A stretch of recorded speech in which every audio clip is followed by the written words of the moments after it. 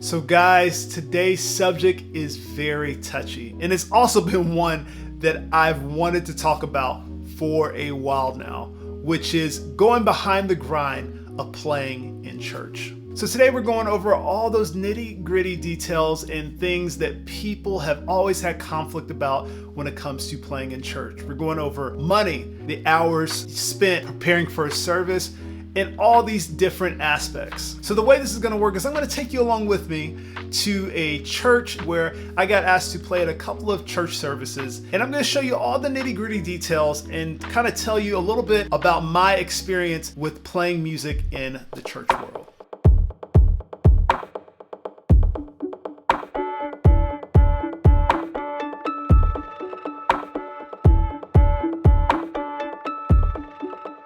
Okay, so just got here to Columbus, Ohio. I'm not even gonna lie to you, I am pretty beat right now. But I still have to go eat dinner. Need to sit down with the music a little bit. But anyways, all right, let me go get checked in.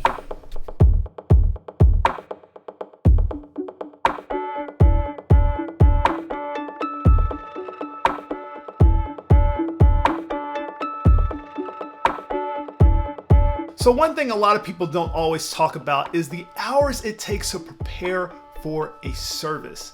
For this particular weekend, I probably spent about 3 or so hours on the set and then had a whole 14-hour day the next day. And that's not including travel there and travel back, which equated to about 11 to 12 hours of driving. So all in all, it was about 30 or more hours that I sacrificed to be at this service.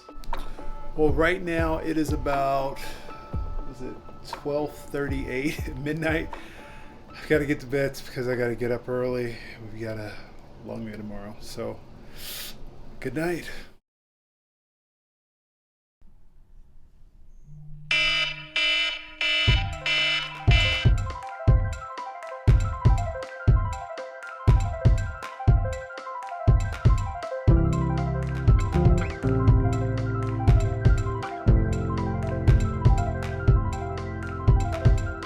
All right, so the schedule today is we have rehearsal at 8:30. After that, we have prayer and then church. After that, we're probably going to get lunch. And then after lunch, I'm going to be working and developing one of their bass players, which is part of the reason why some churches have me come is to not only like play and different things like that, but to help develop some musicians at their church. Sometimes it's bass players, sometimes guitar players, sometimes it's the whole team. Tonight we have another service that we're doing, an evening service. So it's going to be a bit of a longer day. But anyways, I'm going to go get some breakfast and head to the church.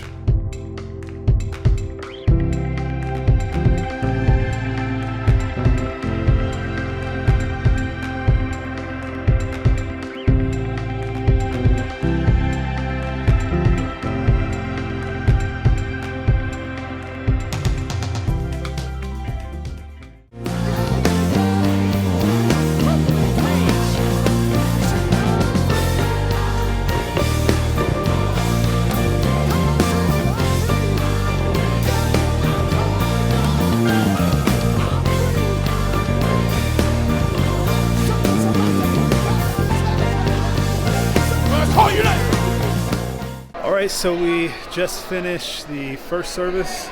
It went really great. I had some mess ups. Isaac, do you have anything? I had some mess ups too. It's all right though. No, it was crazy though.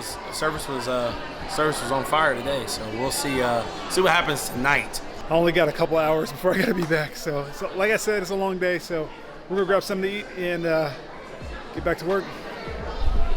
So one thing that I've learned over the years is how to bring up money in the conversation, which for the church world is very, very touchy and very kind of hard to be respectful without the, ministry or pastor thinking like, oh, this person just cares about the money. I don't want to have them. They don't have a good spirit on them. The way that I've always, led the conversation is I find out the details. What do you need me for? You want me to play bass? Do you want me to teach? Do you want me to do, Ableton? What is it that you're wanting me to do? You get all those details. And then what I always do is I say, so is there a budget for the music team for this event? And what that does is it allows the door to be open to talk about money. Because that's all you're trying to do. You're trying to open that door so you could be like, is there a budget? You know, and a lot of times what the church does and what people do, they're just like, oh yeah, this, you know, $300, $500 for this or whatever the amount of money is. Or on the other side, it's like, we don't actually have a budget for the musicians. And now you have that door open to be able to say yes or no without seeming like money is the root of everything that you're doing. In that scenario, now you're seeing all the things and the responsibilities you have, and they're looking like, man, we're asking him a lot of them and we don't have a budget.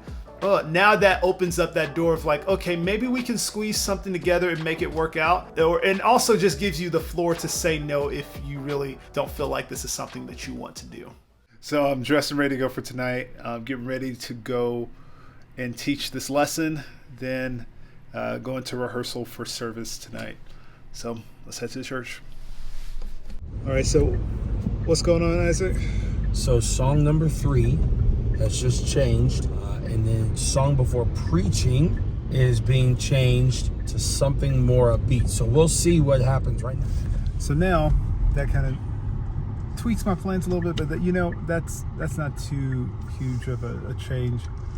I've had people change entire sets before, so.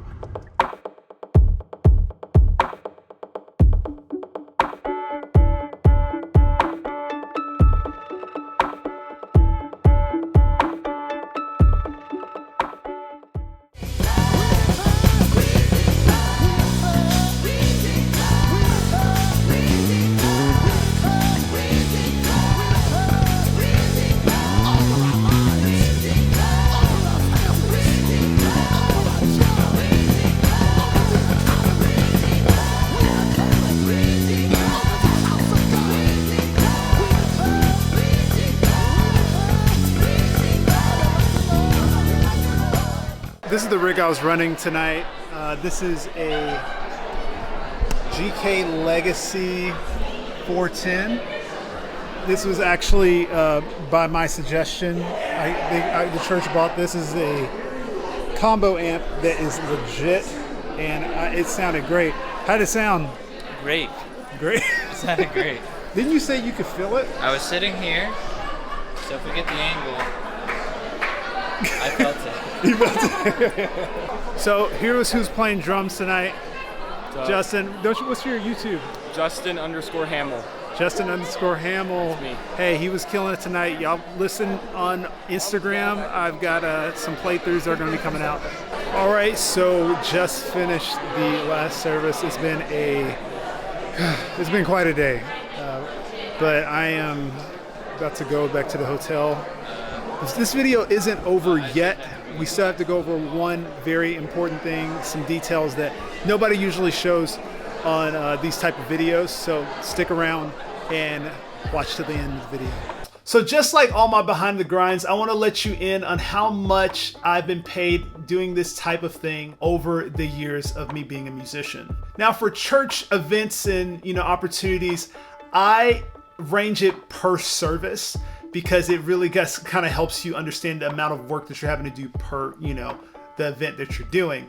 And so this is going to be my per service rate range. And just to let you know, I've done plenty of services for free, tons of services for free, but I'm just going to show you the kind of the lower end of the spectrum when it comes to how much cash I've been actually given in a church service. When it comes to the lower end, it's anywhere from $75 to $100 per service.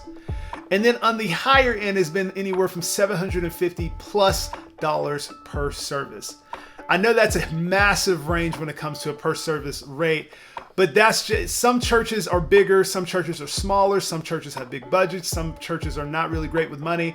And just so you know, that 750+ is just pastors and ministries that just wanted to bless me. And I am so grateful for it. And honestly, it's the exception, not the rule. Not everybody pays that well and really blesses you like that. And just so you guys know, I will to this day still accept opportunities for free.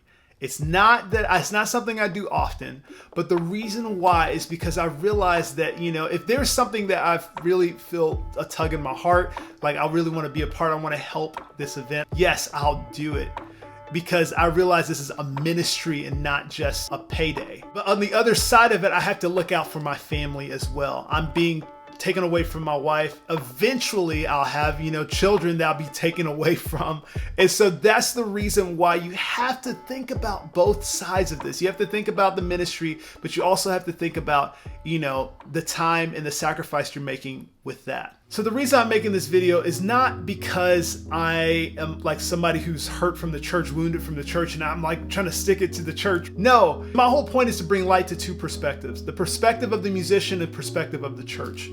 When it comes to the musician, I understand. I'm a musician. Sometimes you go to these churches and they don't value you. They give you a $10 gift card to Chick-fil-A and you're just like, what am I supposed to do with this? I just drove 4 hours for your events, sacrificed 3 days of my time and learned 15 songs. Yes, that I understand that. And I think that's part of the reason why I want to do this is so churches and, ministers could see and understand that there's a lot of time and effort that goes into being a part of these events that you ask us to be at. Now, for the church's side of things, musicians a lot of times don't, come off respectful sometimes when it comes to money, when it comes to things. They don't always work on their music, and they don't realize that, man, we're giving you $500 for this event and we're really stretching ourselves to give you this $500 and you're not taking it seriously. We have to be respectful on either side, the musician or the church. We have to understand both perspectives because there is this perspective on both sides and not one is better than the other. So if you guys enjoyed this video or have a comment or anything to make on what I've discussed today, feel free to drop a comment below and let me know, if this connected to you, if there's anything you want to add to what I've said. Please let me know in the comments below. And if you haven't already, check out my website, Travis Dykes Music, where you can get shirts like this and my merch to help support this channel and bring you more videos. Thank you guys so much for watching. I'll see you next time.